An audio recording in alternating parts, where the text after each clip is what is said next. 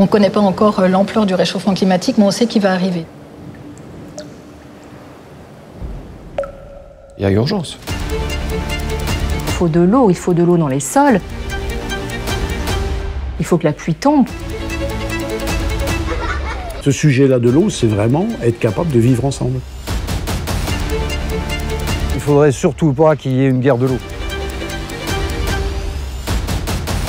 Il ne peut pas y avoir d'humains en bonne santé dans un environnement pourri.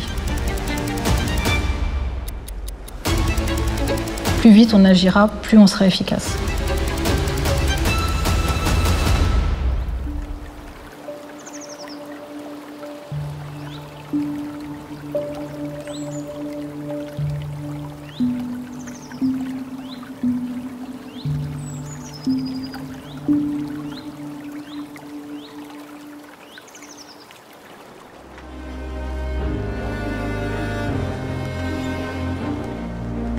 Alors nous sommes ici à l'Agence de l'eau Rhin-Meuse. L'Agence de l'eau Rhin-Meuse, c'est un établissement public de l'État qui est chargé de mettre en œuvre des actions de préservation de la ressource en eau à l'échelle d'un bassin hydrographique qui est ici celui du bassin hydrographique du Rhin et de la Meuse. Un territoire de plus de 30 000 km². Plusieurs dizaines de milliers de kilomètres de cours d'eau, fleuves ou rivières. Sous la terre, de gigantesques nappes phréatiques. Autant de ressources à protéger et à partager pour les 4 millions d'habitants du bassin Rhin-Meuse.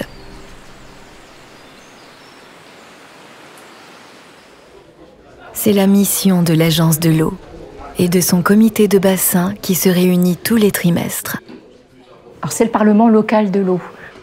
En fait, le comité de bassin, c'est cela, c'est un parlement local de l'eau qui réunit de façon très démocratique l'ensemble des usagers de l'eau.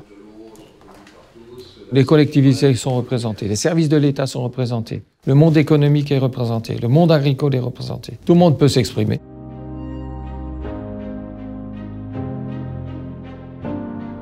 C'est là qu'il faut un principe de solidarité. C'est bien sûr, il ne faut pas juste dire aux agriculteurs vous arrêtez d'arroser, tant pis pour le maïs. Aujourd'hui, on est en train d'approcher quelques 280 communes à risque pour essayer de les sécuriser en matière d'alimentation en eau.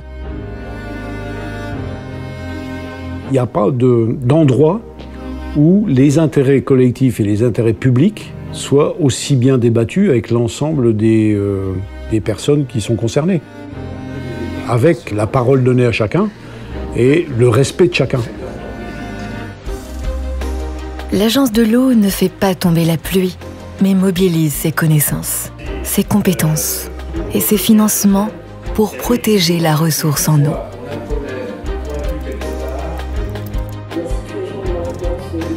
Une agence de l'eau, en fait, elle accompagne l'ensemble des acteurs sur un territoire pour mettre en œuvre une diversité d'actions qui, au final, vont permettre à l'échelle du bassin hydrographique d'avoir des ressources en eau de bonne qualité, en quantité suffisante pour permettre tous les usages de l'eau. À sa création en 1966, l'agence n'avait qu'un seul objectif, lutter contre la pollution de l'eau. À l'époque, les communes, les entreprises, les agriculteurs rejetaient des polluants qui venaient perturber la qualité de l'eau. Il y a des collectivités qui rejetaient dans le Rhin ou dans la Meurthe ou dans la Moselle. Ça finissait dans la rivière, ça finissait dans le Rhin ou dans la rivière du Patelin, hein, tout simplement. Une des premières missions a été de mettre en place des stations d'épuration pour, aussi bien au niveau industriel qu'au niveau des collectivités, diminuer l'impact tout simplement de l'activité humaine, de la vie. Grâce au financement de l'Agence de l'eau, des centaines de stations d'épuration comme celle-ci ont pu voir le jour sur le bassin Rhin-Meuse. Ça a été un chantier colossal et des investissements extrêmement importants financièrement. Des investissements qui ont tout changé. Les eaux usées sont désormais collectées, nettoyées, dépolluées, avant de retourner dans les fleuves et rivières. C'est une vraie bonne nouvelle. Et c'est clairement le résultat de la politique de l'Agence de l'eau, l'application du principe pollueur-payeur qui a fait que tout le monde s'y est mis.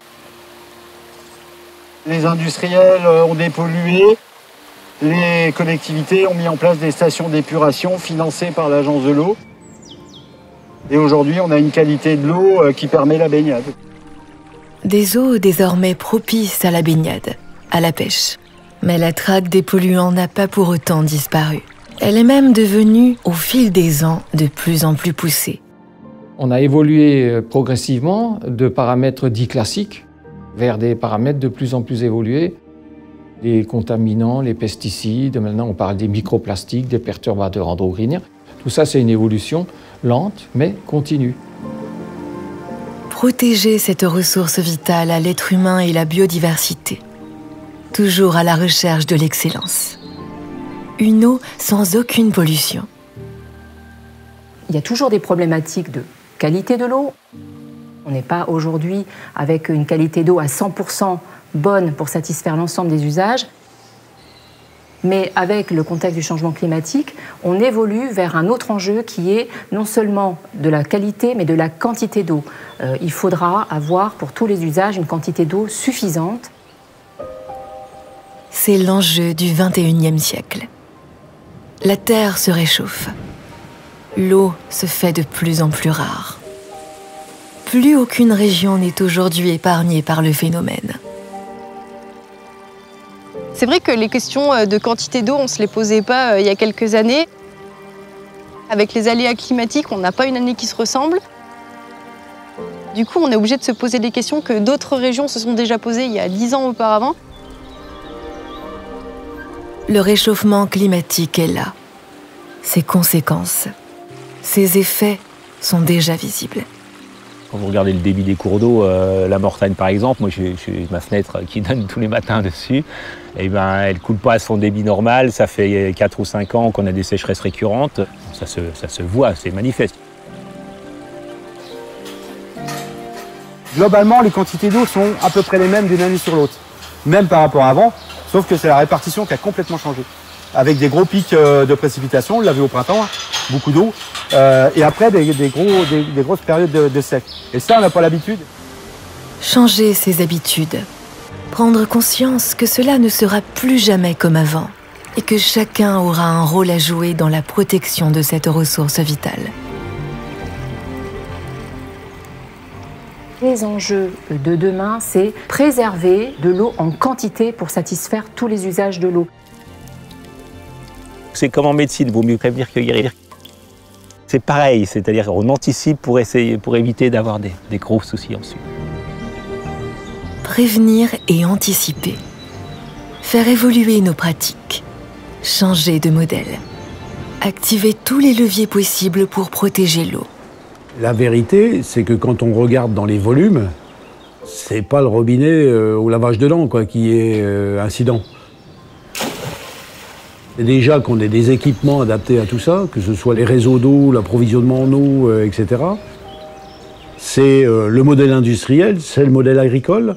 C'est là qu'on a réellement des vrais leviers d'évolution. Et ces leviers d'évolution, ils sont en route. Agir dans tous les domaines, à commencer par protéger l'eau qui tombe du ciel. En France, 2/3 de l'eau prélevée pour l'alimentation en eau potable viennent des ressources souterraines, des nappes phréatiques. L'eau de pluie est récupérée à travers ces parcelles, appelées zones de captage.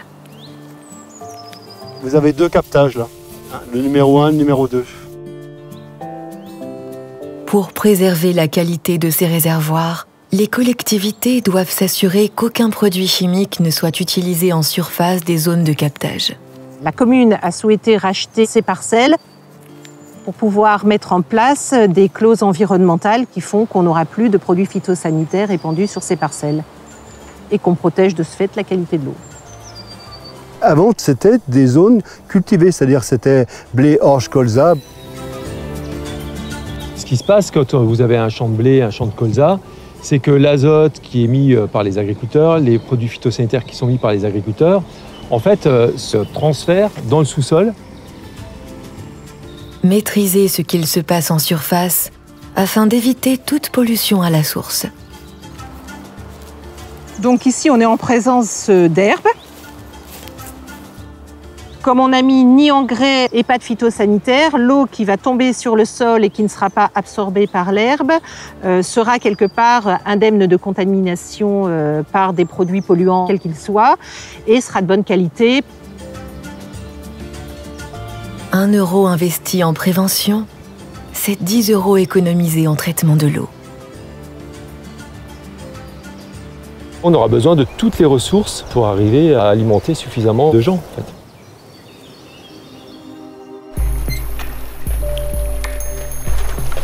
Satisfaire tous les besoins en eau, y compris ceux du secteur industriel du bassin Rhin-Meuse. Il faut de l'eau dans l'industrie, il n'y a pas d'industrie sans eau.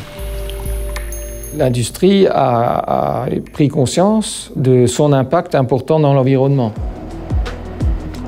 En quelques décennies, l'industrie a réduit drastiquement, grâce à l'innovation technologique, sa consommation en eau. On a divisé par 2 la consommation d'eau, globalement, dans l'industrie, ce qui est quand même important. Et puis, il y a une optimisation des procédés pour que ça consomme moins d'eau et pour polluer moins l'eau. Et donc de moins la dépolluer, du coup. Les industriels se mobilisent avec une exigence de sobriété, afin de réduire au maximum l'impact environnemental de leurs activités. On va vers des technologies propres.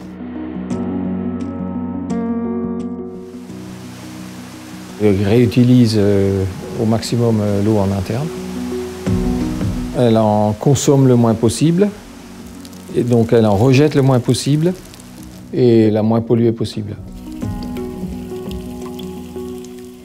Des efforts qui nécessitent là aussi des investissements colossaux. Elle a évolué avec les connaissances et avec la pratique. Souvent d'ailleurs avec le financement de l'Agence de l'eau. Hein. Ce sont des investissements lourds.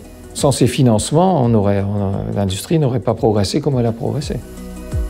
L'industrie a évolué, modifié ses pratiques et baissé sa consommation d'eau. C'est dorénavant au secteur agricole d'accélérer sa mutation. Aujourd'hui, plus de 50% des ressources en eau sont utilisées par l'agriculture.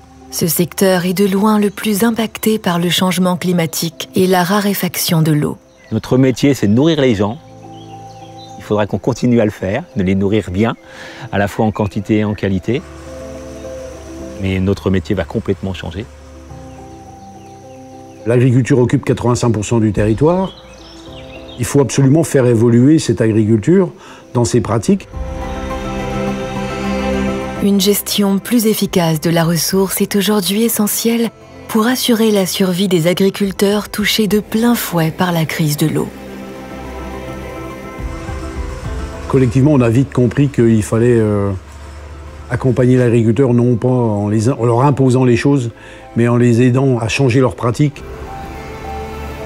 Le choix des cultures est essentiel à la fois pour la quantité, mais également pour la qualité. Ces changements de pratiques qui permettent d'aller vers des cultures qu'on appelle à bas niveau d'impact, hein, donc qui impactent moins l'environnement et en particulier la qualité de l'eau.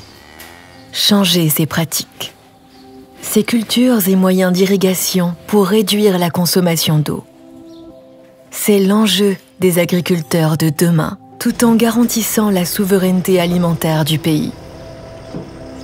Les agriculteurs sont prêts à changer, mais ils ont aussi besoin d'être accompagnés, pas forcément financièrement, mais aussi du conseil technique pour pouvoir arriver à changer leurs pratiques. Sur l'agriculture, on a des adaptations sur les heures d'arrosage, on a des adaptations dans les cultures mises en place, on a des adaptations sur les types d'arroseurs. La vision de l'arrosage qui se fait en plein soleil et qui arrose les routes avec, il faut que ça disparaisse. Et on a les moyens de le faire, sauf qu'il faut investir. Depuis plus de 40 ans, l'Agence de l'eau Rhin-Meuse accompagne la transition vers une agriculture plus sobre en eau et moins polluante.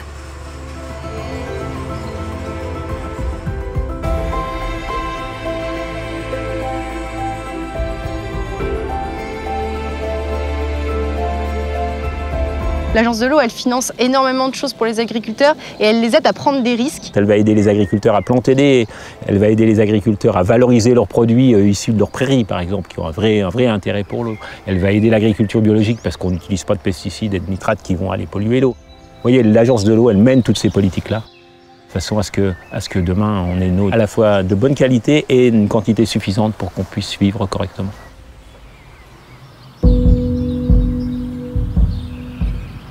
Un autre levier activé par l'agence de l'eau pour préserver une eau de qualité et en quantité, c'est la restauration des cours d'eau. On est devant un cours d'eau qui a fait l'objet d'un premier programme de restauration. C'est pour ça qu'on a des épis qui ont été mis en travers pour déposer les sédiments. C'est des pièges à sédiments de manière à ce qu'on retrouve un flux d'eau. Ça, ce sont des programmes qu'on a menés dans les années 2000. On voit la différence entre ce que l'on faisait il y a 20 ans et ce que l'on fait actuellement.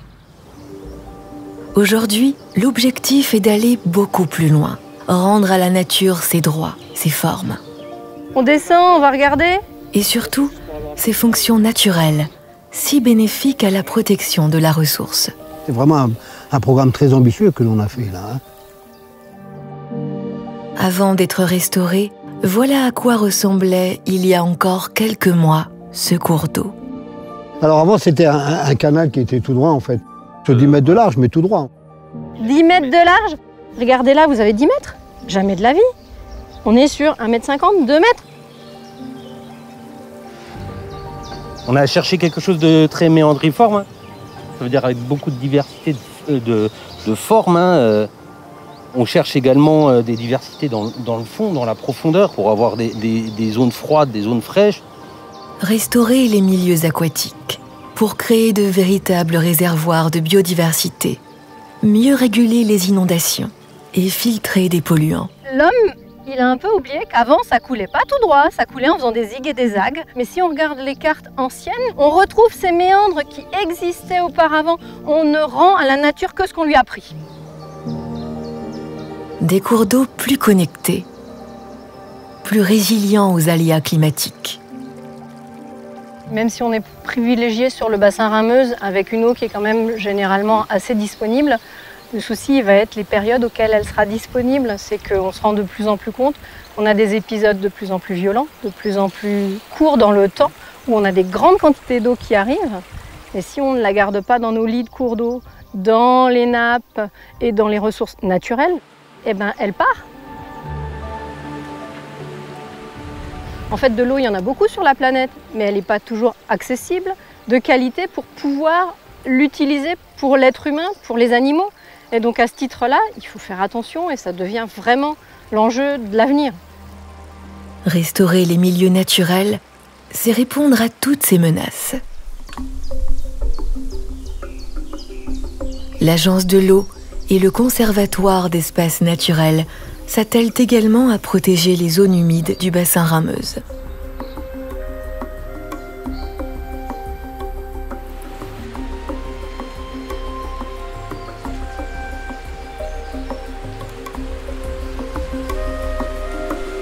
Le rôle du conservatoire, c'est la protection du milieu naturel à l'échelle de la Lorraine via l'acquisition foncière de sites. Donc on est sur le marais de Moulins-les-Messes. Le marais de Moulins-les-Messes, c'est un site naturel protégé par le conservatoire depuis 2016. C'est important de protéger des lieux comme le marais de Moulins-les-Messes pour la biodiversité qu'ils abritent. C'est une zone qui apporte naturellement un grand nombre de services gratuits, l'épuration des eaux. C'est un îlot de fraîcheur, on voit aujourd'hui il fait chaud. Et au sein du marais, on a une température qui est beaucoup plus clémente. Et puis c'est des lieux de vie incroyables, on entend des oiseaux, enfin ça grouille de vie. Ce type de milieu naturel, compte tenu de l'activité bactérienne dans les sols, et en présence d'eau, tous les polluants sont naturellement digérés, on pourrait dire. Protéger ces zones humides, c'est créer de véritables stations d'épuration naturelle. Elles font office de filtres, de réservoirs d'eau et même de régulateurs en cas d'inondation.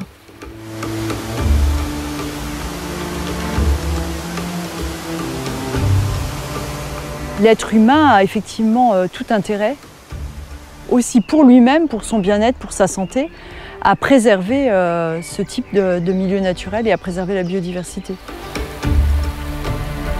On est content d'œuvrer dans l'intérêt général.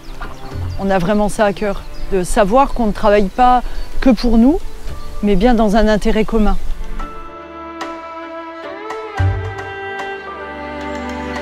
Toute structure, toute collectivité qui souhaite engager des actions en faveur de la biodiversité peut être accompagnée à la fois techniquement et financièrement par les agences de l'eau.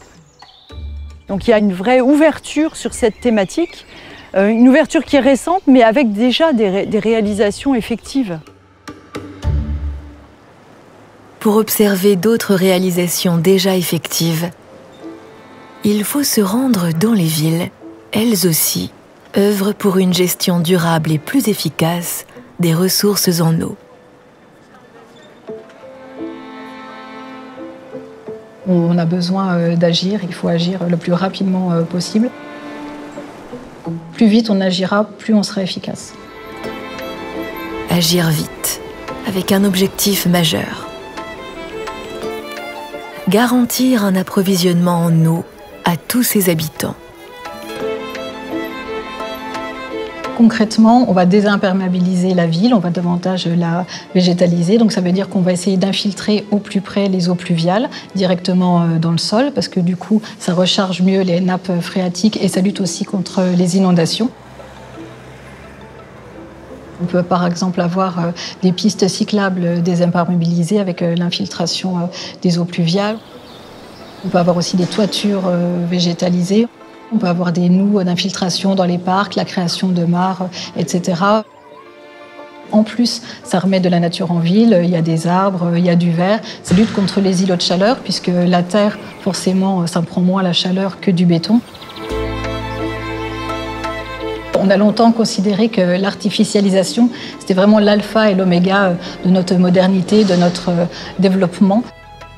Et aujourd'hui, on voit vraiment qu'avoir un juste équilibre entre artificialisation et nature, c'est vraiment ça qu'il faut à l'aune de la transition écologique pour avoir des villes qui soient respirables, durables, en somme, avoir des villes qui soient vivables. Les cours d'école des villes se transforment progressivement en bulles de nature. Nous sommes dans la cour de l'école Jules Ferry, qui est une des plus anciennes écoles de la ville. Dans quelques semaines, cette cour bétonnée deviendra, pour le plus grand bonheur des enfants, un espace vert totalement désimperméabilisé. La cour, elle va quand même être en partie couverte de pavés autobloquants qui vont permettre l'infiltration. Évidemment, la récupération des eaux de pluie, le préau va permettre ça. Pour protéger l'eau, chaque geste compte, même les tout petits. Ces transformations permettront également de réduire la chaleur, de créer un îlot de fraîcheur pour les enfants. Je crois que dans toutes nos actions, il faut qu'on prenne en compte cette rareté de l'eau. On n'attend pas que le phénomène s'accroisse, on anticipe. Et de toute façon, ça sera du bénéfice, et du bénéfice pour tout le monde. De la végétation, la faune, et puis une espèce auquel on est tous très attachés, c'est l'espèce humaine. Des actions indispensables pour préserver la ressource en eau et en même temps améliorer le cadre de vie des habitants des villes. En remettant du vert, de la végétalisation, ça permet aux habitants de bien vivre, de s'approprier son quartier, d'être fiers de son quartier, d'avoir des potagers, des espaces d'ombre où on peut se rencontrer. Vraiment, les villes peuvent être un vrai territoire d'expérimentation pour la mise en place de solutions qui sont naturelles.